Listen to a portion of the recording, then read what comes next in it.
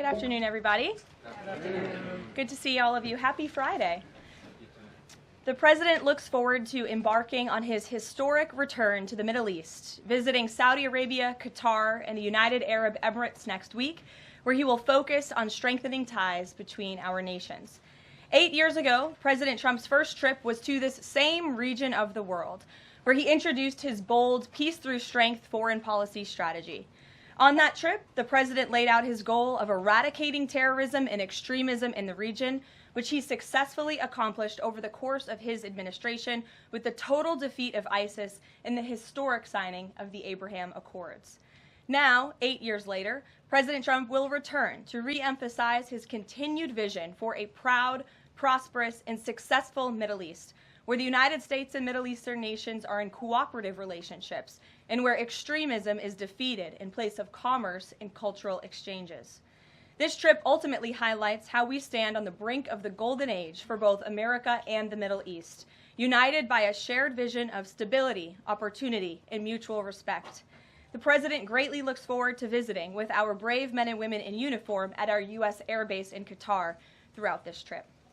Yesterday, President Trump demonstrated the art of the deal and secured a historic trade agreement, despite all of the naysayers who said no deals were coming. That, of course, turned out to be untrue. On the 80th anniversary of Victory Day for World War II, President Trump announced a great deal that provides American companies unprecedented access to the UK markets while bolstering U.S. national security. This trade deal will massively expand U.S. market access in the United Kingdom, creating a $5 billion opportunity for new exports for U.S. farmers, ranchers, and producers. This includes more than $700 billion in ethanol exports and $250 million in other agricultural products like good old American beef. The deal commits the United States and United Kingdom to work together to enhance industrial and agricultural market access and strengthens American competitiveness. Importantly, the deal also ensures streamlined customs procedures for U.S. exports. The UK will also be purchasing $10 billion of American-made Boeing planes as part of the deal. A trade agreement like this between the United States and the United Kingdom was being worked on for many years but continued to prove elusive. But because of President Trump's bold negotiating approach, he got it done. All of this happened because of President Trump's implementation of powerful tariffs to end the era of economic surrender and rebalance America's trading agreements. American workers and companies are the best in the world, and they finally have a president who has their backs, fights for them, and delivers good deals that puts them first. This is just the first of many trade deals to come. Get ready for more historic deals and our country to boom like never before. On that note, Treasury Secretary Scott Bessent and Ambassador Jamieson Greer will meet with the lead representatives on economic matters from the People's Republic of China over the weekend in Switzerland. As President Trump has said, the United States and China have been talking for some time over the course of the administration, and now teams from both countries will meet in person to continue discussions. You can be certain that President Trump and his trade team will ensure we work to achieve the best deal possible for America. In other news, the Trump administration just announced a new incentive for illegal aliens living in the United States to self-deport. Eligible illegal aliens who now use the CBP Home app to self-deport will receive a clear, safe way to leave the United States.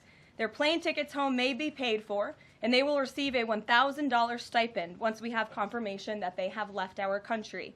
This new feature will allow illegal aliens to have a planned departure out of the country and to leave as soon as possible in a dignified way. If illegal aliens make the right decision here and submit their intent to depart through the CBP Home app and pass extensive vetting, they will be temporarily deprioritized for ICE detention and enforcement action before their scheduled departure. And leaving voluntarily in this matter may improve their legal immigration options in the future. This initiative will also save massive amounts of money for American taxpayers. Voluntary departures are much more cost-effective than traditional removals. By deploying the CBP Home app in this new way, President Trump is aiming to reduce the need for costly arrests, detentions, and court proceedings. Currently, the average cost of traditional removal is more than $17,000 per illegal alien. Our projections estimate that the use of the CBP Home app will massively reduce that financial burden by approximately 70%, so taxpayer dollars can be redirected and our brave immigration law enforcement officers can focus on removing the most violent illegal aliens hiding in our communities. Finally, it was announced this morning that First Lady Melania Trump secured a $25 million investment in President Trump's budget to provide housing and support for youth transitioning out of foster care. And in recognition of the 7th anniversary of Mrs. Trump's Be Best initiative, the U.S. Department of Housing and Urban Development allocated funds toward the agency Foster Youth to Independence program. Yesterday, Mrs. Trump hosted a special celebration of military mothers with the president, bringing together 150 military moms from around the country to recognize their service, not just in their home, but for our country. For those of you who were there at the events yesterday like I did, I have no doubt you will join me in recognizing how truly special those moments were. So let's get to questions. Here in our new media seat today is Andrew Egger, the White House correspondent for The Bulwark. The Bulwark is a new media company launched in 2019 with hundreds of thousands of readers on Substack and more than 1 million subscribers on YouTube. Andrew, please kick us off, and thanks for being here. Yeah, thank you for having me, Caroline. The president posted another ad this week for his Trump meme coin. The group that's running that coin is encouraging people to buy in order to win a dinner this month with the president. Why is the president planning to attend a dinner for the top investors in his coin? Look, the president is abiding by all conflict of interest laws. The president has been incredibly transparent with his own personal financial obligations throughout the years. The president is a successful businessman, and I think, frankly, it's one of the many reasons that people reelected him back to this office. There are at least some people who are buying this coin who seem to view it as an opportunity to influence the president's views. There was a logistics company this week that said they would buy $20 million in the coin in order to advocate for free trade between the U.S. and Mexico. If buyers are buying for that reason, are they wasting their money? Look, I can assure you the president acts with only the interests of the American public in mind, putting our country first and doing what's best for our country, full stop. That's his intention, and that's what he's focused on. Kristen, good to see you here today. Welcome back. Caroline. Thank you. Glad to be back. So on those China talks, what does President Trump expect to come out of those talks, and is he going to be disappointed if his team can't secure a deal?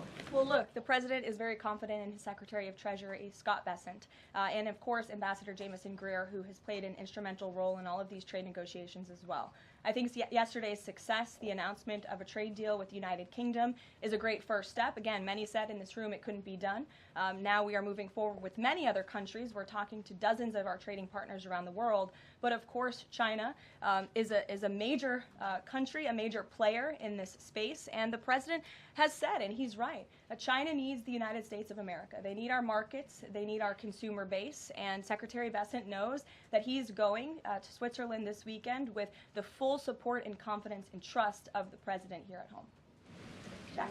Thanks very much, Caroline. Two questions. First, can you give us an update on U.S. efforts to mediate or have an impact on the conflict between India and Pakistan? Sure, I absolutely can. This is something that the Secretary of State and, of course, now our National Security Advisor as well, Marco Rubio, has been very much involved in. The president has expressed he wants to see this de-escalate as quickly as possible. He understands these are two countries that have been at odds with one another for decades, long before President Trump was here in the Oval Office. However, he has good relationships with the leaders of both countries, and the Secretary of State, Marco Rubio, I spoke to him just yesterday. He has been in constant communication with the leaders of both countries trying to bring this conflict to an end.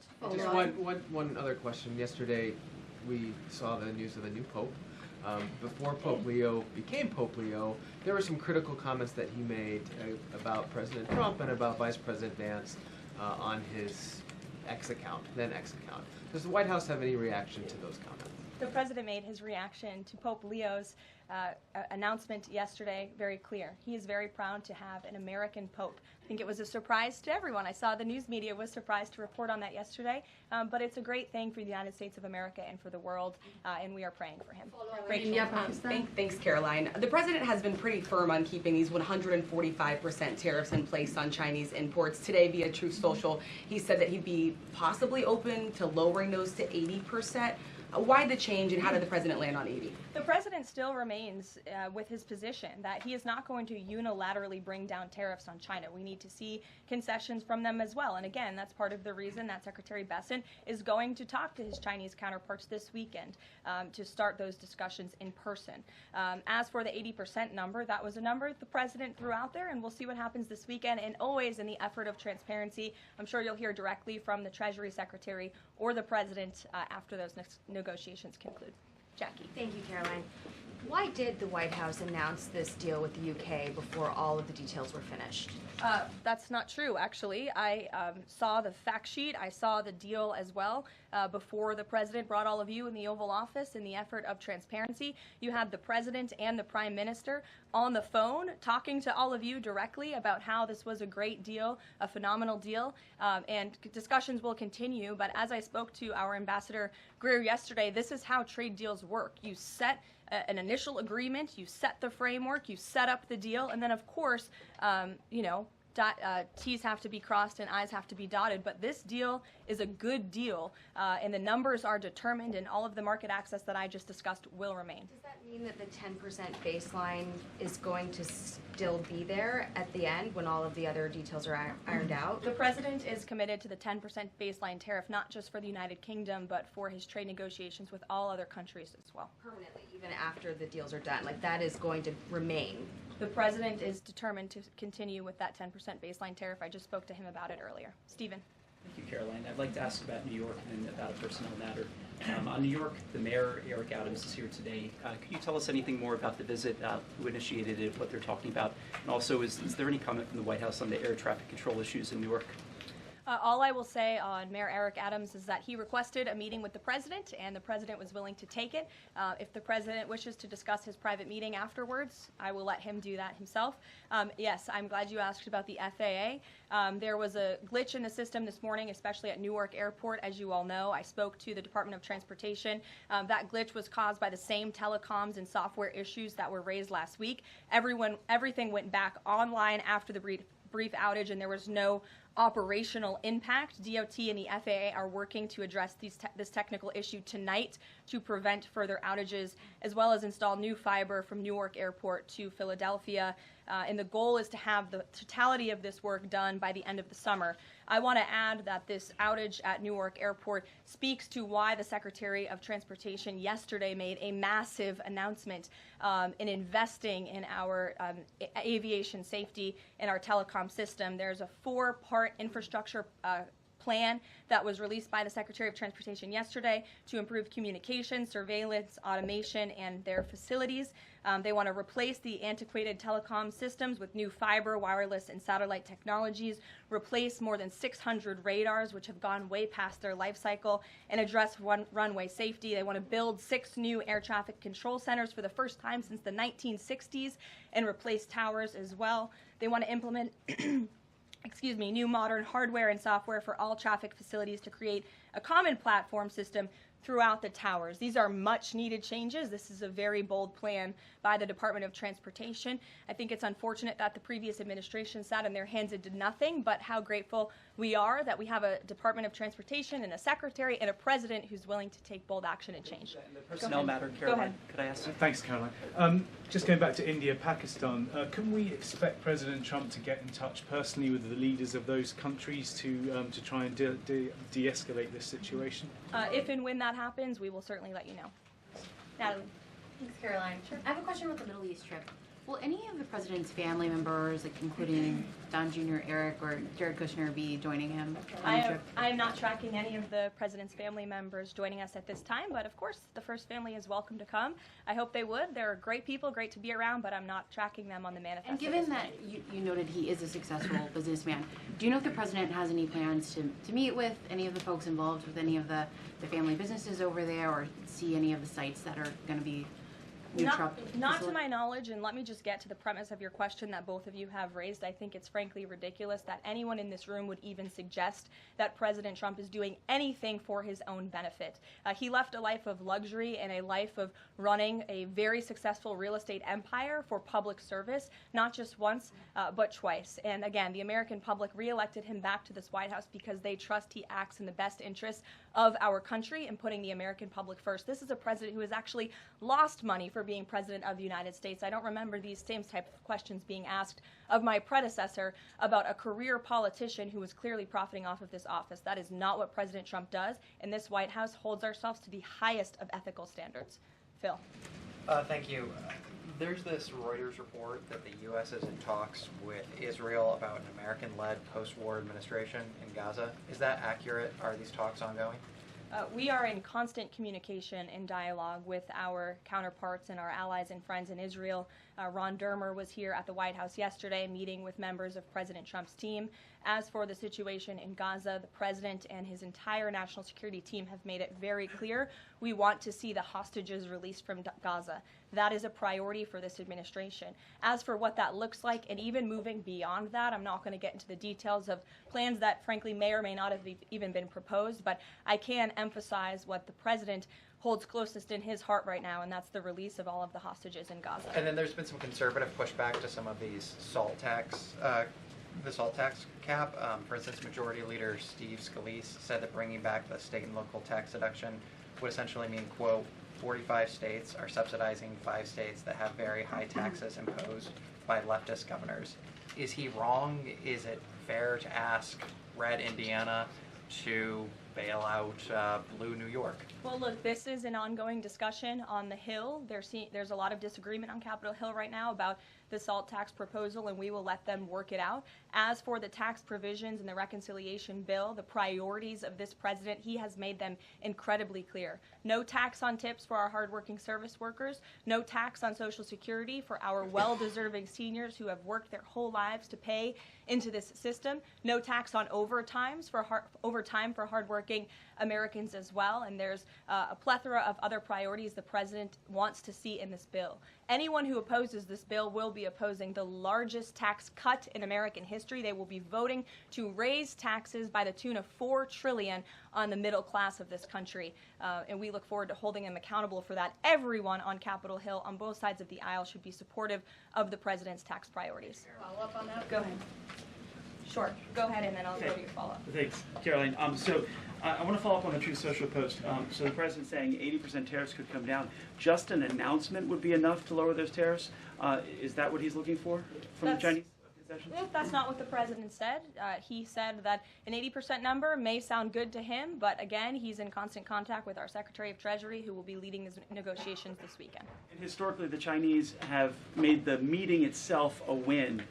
What does a win look like out of these meetings for the president this weekend? A good deal for the American worker and the American people. Go ahead. Thanks, Caroline. Yeah, back to the reconciliation bill. Can you just clarify the president's position, though, a little bit specifically on the tax issue? Because in his Truth Social post, he said this morning that he would accept even a tiny tax increase for the rich, but then says Republicans probably shouldn't do it, but I'm okay if they do it. So what is it that he wants? Does he want them to increase the tax rates? The president wants tax cuts, the largest tax cuts in history. He wants to extend his historic tax cuts from 2017, and he wants to see all of the other tax priorities that I just laid out for you included in this bill as well. As for the policy proposal you're talking about, the president has said he himself personally would not mind paying a little bit more to help the poor and the middle class and the working class in this country. I think, frankly, that's a very honorable position. But again, these negotiations are ongoing on Capitol Hill, and the president will weigh in when he feels necessary. Encourage them to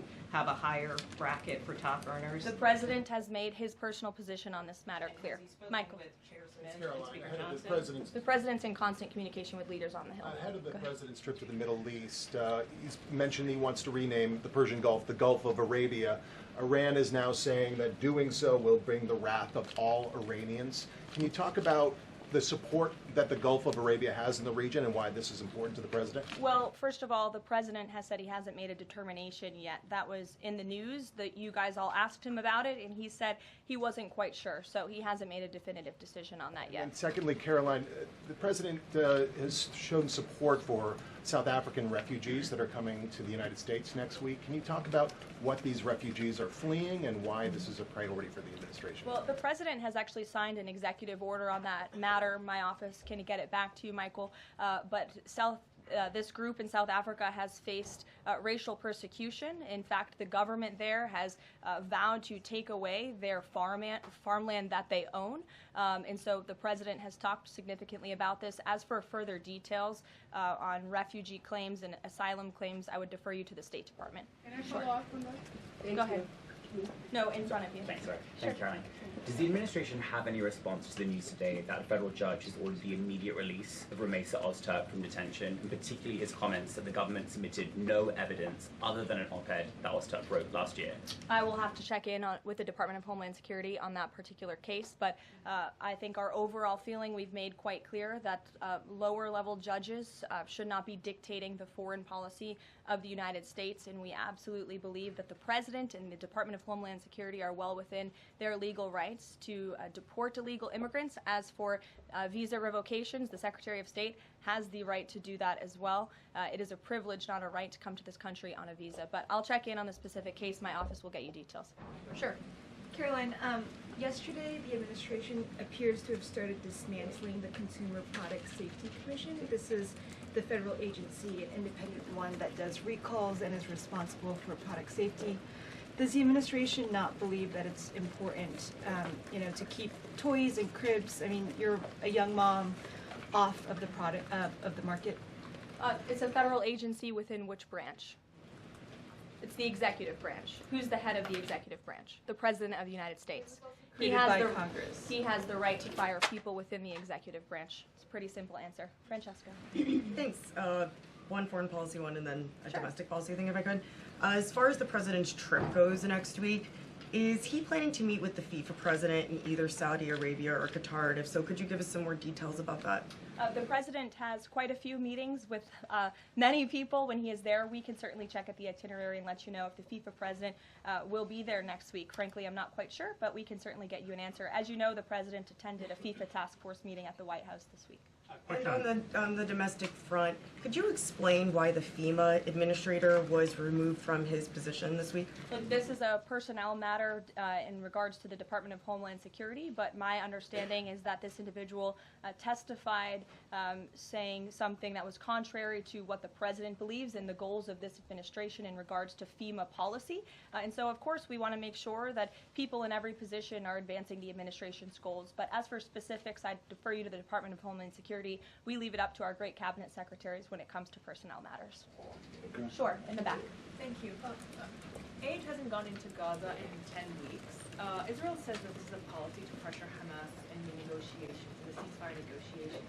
Is this a policy that this administration supports? The president answered this week. He said that he wants to ensure that aid can get into Gaza, but we have to do it in a responsible way to ensure it doesn't end up in the hands of terrorists. So this is something the administration is actively working on, and when we have a policy to announce on this definitively, we can certainly let you know. Can you talk about this effort for the U.S. to take over the distribution of aid in Gaza, to exclude Israel, but also international organizations said this effort militarizes aid?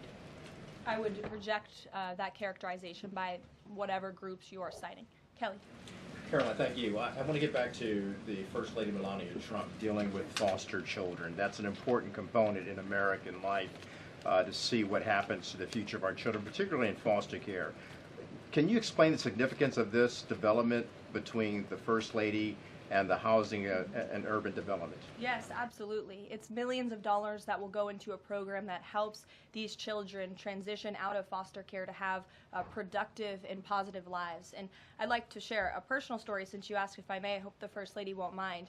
I was at an event in Florida last year, and I was approached by a gentleman who was a foster dad, and he had taken in I think it was 6 or 7 foster children. And he spoke to me. He had recognized me in my work for President Trump's campaign at the time. And the little boy who was with him talked about the personal relationship that he had with First Lady Melania Trump. And the conversation she had with him and how she really encouraged him to be the best that he could be during her first term here at the White House, and how even after she and President Trump left the White House, she kept in very close touch with this young foster child. It was a touching moment that I will never forget, and it speaks to the heart of this First Lady and the great work that she is doing for foster children. And this is certainly a very big announcement that I know our Secretary of Housing and Urban Development is in particular very excited about, and we can certainly get you all the details on that program. John. Thanks a lot, Caroline. I want to ask you about the trade deal that the President announced yesterday with the UK as it relates to the auto sector. Sure. The trade group that represents the big three here in the U.S.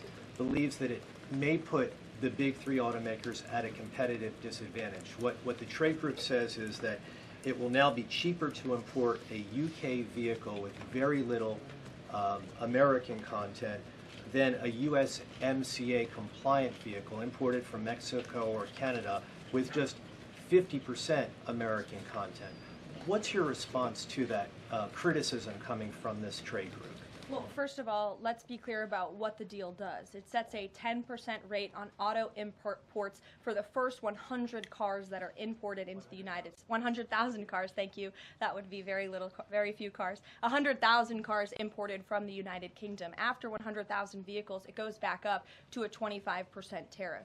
And as for our U.S. auto manufacturers, our auto industry, the president wants to put them on the best pedestal to compete. And by the way, if they produce vehicles right here in the United States of America, they will face no tariff at all. I would argue of any industry, the president has spent more time talking to and listening to the concerns of our auto industry here at home. He hears them, he believes in them, he wants to see them produce their vehicles here in the United States of America. This is a good deal for them too. Is this a model for European and Asian vehicles as well, what we see coming out of the UK trade deal with the US? Look, all of these deals are going to be tailor-made. The president has said that from the beginning. It's very apropos that the first trade deal was announced between the United States and the United Kingdom, one of our oldest and greatest allies, but each country has unique concerns and challenges in terms of American industry. We need to open up markets in every single country, and obviously the needs are unique, so our trade team is looking at each country and the advantages that we can pursue for American industries and American workers. Sure. Happy early Mother's Day. Oh, thank you. The president said yesterday that he would be speaking with Zelensky shortly. Did that call happen yesterday, or do we expect that to happen in the near term? The call happened yesterday. President Zelensky called the president to tell him that the critical minerals deal had passed the parliament in Ukraine. I talked to the president about that call. He said it was very good and productive, and of course the critical minerals deal is great for Ukraine, but also of course for the United States of America and our taxpayers here. It was a good call, and they also spoke about, of course, this ceasefire that the president proposed, the 30-day ceasefire between Russia and Ukraine, which we know Europe is on board with, and we hope both countries will agree to. So next week, do we expect President Putin, is there any chance that he could meet with Trump while he's in the region? The president answered this yesterday. Not going to happen. Ceasefire. Has he got any reaction from Zelensky or Putin on the proposal for ceasefire? Is he satisfied by the reaction to that proposal? Not to my knowledge, but certainly if there is reaction and updates, I'm sure you'll hear directly from the president. Question, the president fired the Librarian of Congress. Why did he choose to do that? We felt she did not fit the needs of the American people. There were quite concerning things that she had done at the Library of Congress in the pursuit of DEI and putting inappropriate books in the library for children, and we don't believe that she was serving the interests of the American taxpayer well, so she has been removed from her position, and the president is well within his rights to do that. John. Thank you, Caroline. Happy Mother's Day as well. Thank you. President Trump ran on delivering the biggest tax cut in history, got over 7 million votes. Right now, you got a handful of obstructionists in the Republican conference that are saying they're not going to go along with his tax cut package. You just said those that don't will be held accountable. What is your description of being held accountable? Well, look, I think they'll be held accountable by the voters in their respective districts if they choose to vote for a tax hike to the tune of $4 trillion, which would raise taxes to thousands of dollars per household in this country. The president has great political instincts. That's why he's back in the Oval Office, and Capitol Hill should follow his lead. As for the president, speaking of him, he will be signing executive orders later this afternoon. We are happy to provide more information on those executive orders if you wish. Thank you for the Mother's Day wishes, and happy Mother's Day to all of the moms in the room. And don't forget to call your mom this Sunday. We'll see you guys later. Have a good weekend.